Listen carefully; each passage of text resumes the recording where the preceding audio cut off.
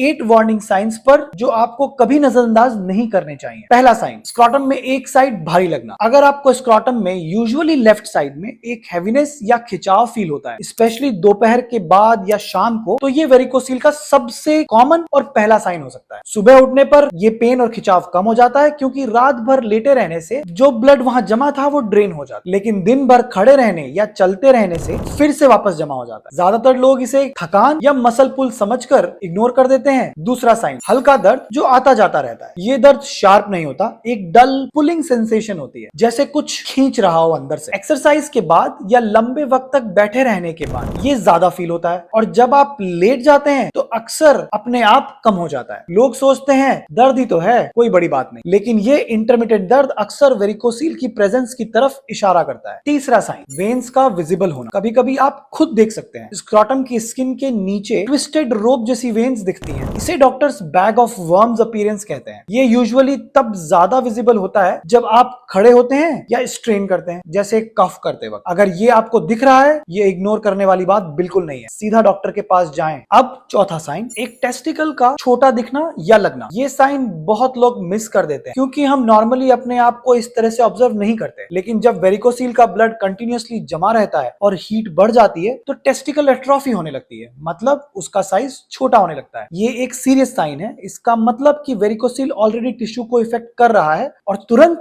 एक इवैल्यूएशन की जरूरत है। पांचवा साइन, स्पर्म काउंट या क्वालिटी में कमी। बहुत से कपल्स को पता ही नहीं होता कि उनकी फर्टिलिटी की प्रॉब्लम का रूट कॉज वेरिकोसील है। जब स्पर्म काउंट रिपोर्ट में लो आता है या पुअर मोटिलिटी या एबनॉर्मल मॉर्फोलॉजी पता लगती है तो लोग डायरेक्टली आईवीएफ के बारे में सोचने लगते हैं, लेकिन पहले ये चेक कर लेना बहुत जरूरी है कि कहीं वेरिकोसील तो कॉज नहीं। अगर वेरिकोसील ट्रीट हो जाए तो कई केसेस में स्पर्म क्वालिटी नेचुरली इंप्रूव हो जाती है। छठा साइन, थकान और लो एनर्जी जो एक्सप्लेन न हो। ये साइन सबसे ज्यादा ओवरलुक होता है। अगर आप बिना किसी खास वजह के क्रोनिकली थके थके रहते हैं या वर्कआउट के बाद रिकवरी ज्यादा टाइम ले रही है तो कभी कभी इसका कनेक्शन लो टेस्टोस्टेरोन होता है। वेरिकोसील स्पेशली ग्रेड 2 या ग्रेड 3 में टेस्टोस्टेरोन प्रोडक्शन को डायरेक्टली इफेक्ट कर सकता है, क्योंकि जो सेल्स टेस्टोस्टेरोन बनाते हैं वो भी उसी टेस्टिकुलर एनवायरनमेंट में होते हैं जो वेरिकोसील से डिस्टर्ब होती है।